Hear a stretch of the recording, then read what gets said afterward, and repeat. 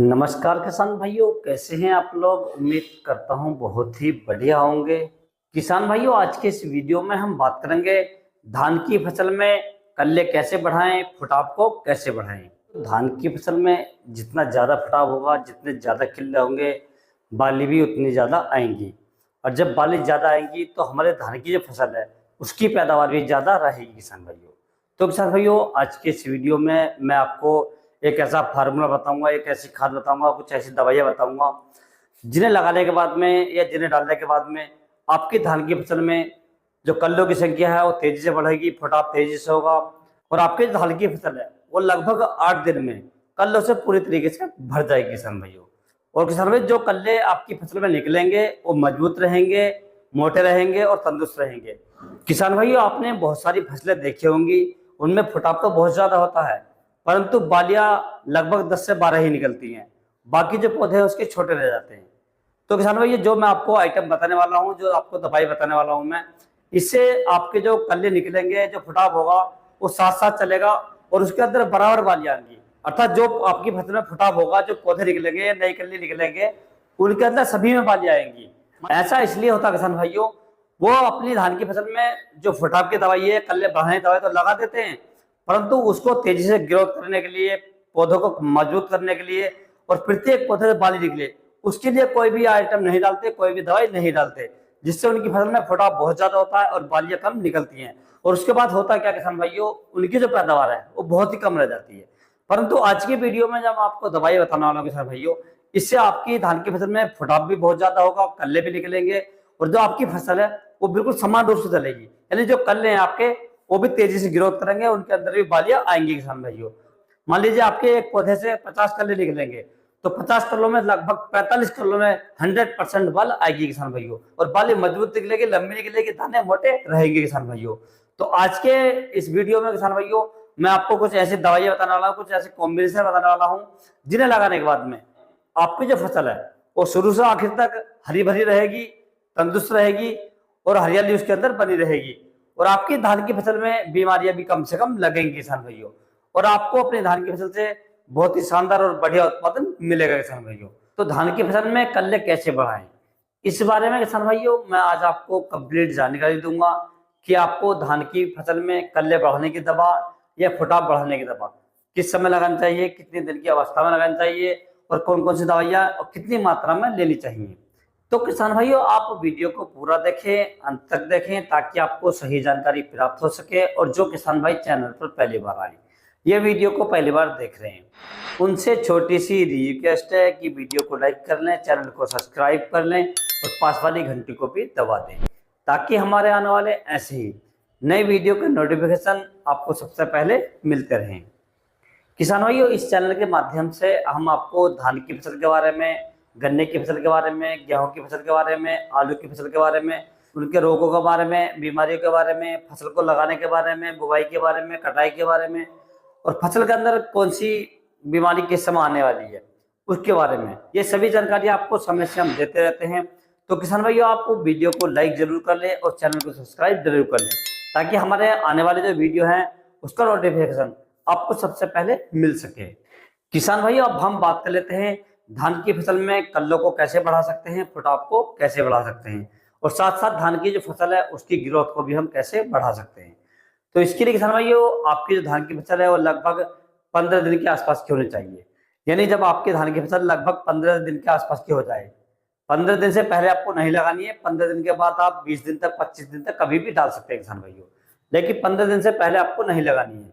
क्योंकि किसान भाइयों, यदि आप उसे 15 दिन से पहले डालेंगे तो जो आपके पौधे हैं उनकी जो जड़ है वो कमजोर होती है और 15 दिन के बाद में जो हमारा पौधा होता है वो फुटाव के लिए पूरी तरीके से तैयार हो जाता है, हमारी फसल पूरी तरीके से तैयार हो जाती है।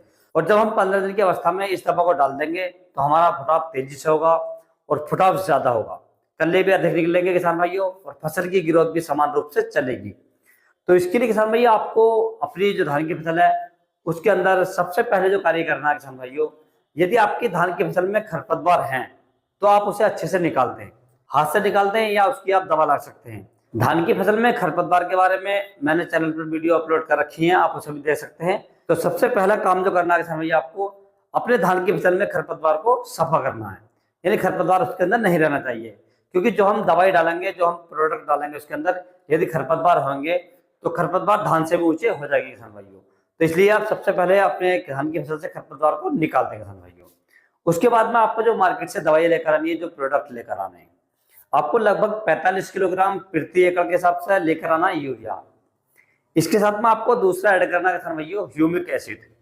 ह्यूमिक एसिड की यदि हम डोज की बात करें तो आपको 1 किलोग्राम प्रति एकड़ के हिसाब से डालना है किसान भाइयों। ह्यूमिक एसिड आप लिक्विड में भी ले सकते हैं और सूखा भी ले सकते हैं, किसी प्रकार से भी आप ले सकते हैं, दोनों प्रकार का चल जाएगा। और आपको मात्रा केवल 1 किलोग्राम प्रति एकड़ लेनी है किसान भाइयों। दूसरे किसान भी इसमें आपको डालना है कार्टब हाइड्रोक्लोराइड, जो 4% जीआर में आता है। इसकी यदि हम मात्रा की बात करें या डोज की बात करें तो आपको लगभग 5 किलोग्राम प्रति एकड़ के हिसाब से ऐड करना है किसान भाइयों। और चौथा किसान भी इसमें आपको ऐड करनी है सरसों की खली।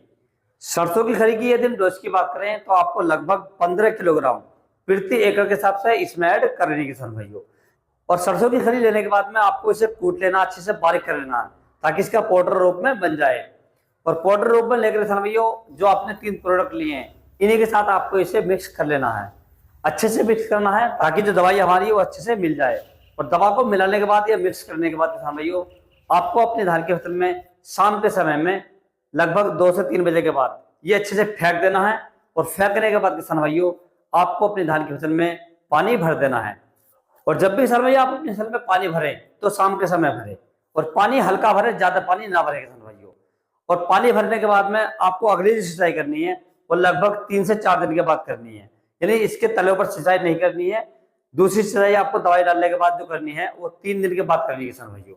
यदि किसान भाई आप पानी ज्यादा लगाएंगे तो जो हम खाद फर्टिलाइजर डालेंगे उसके अंदर ये पानी में बहकर नीचे की तरफ चला जाएगा, अर्थात हमारी जो धान की फसल है उसे लगभग 30 से 35% ही मिल पाएगा किसान भाइयों। तो इसका आप विशेष ध्यान रखें।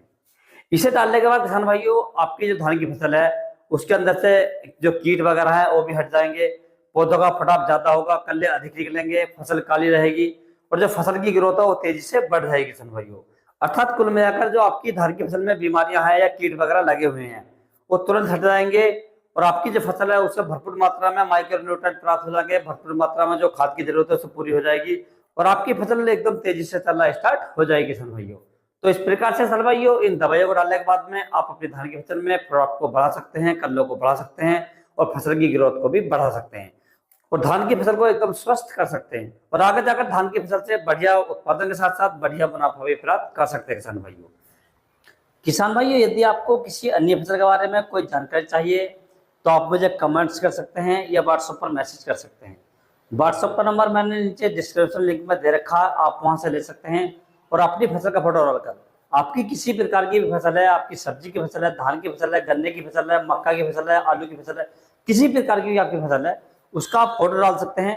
और फोटो डालने के बाद में आप कोई भी जानकारी ले सकते हैं किसान भाइयों। यदि किसान भाइयों मेरे द्वारा दी गई जानकारी आपको अच्छी लगी हो, वीडियो पसंद आया हो तो वीडियो को लाइक करें, शेयर करें, और चैनल को जरूर सब्सक्राइब करें। Thanks for watching my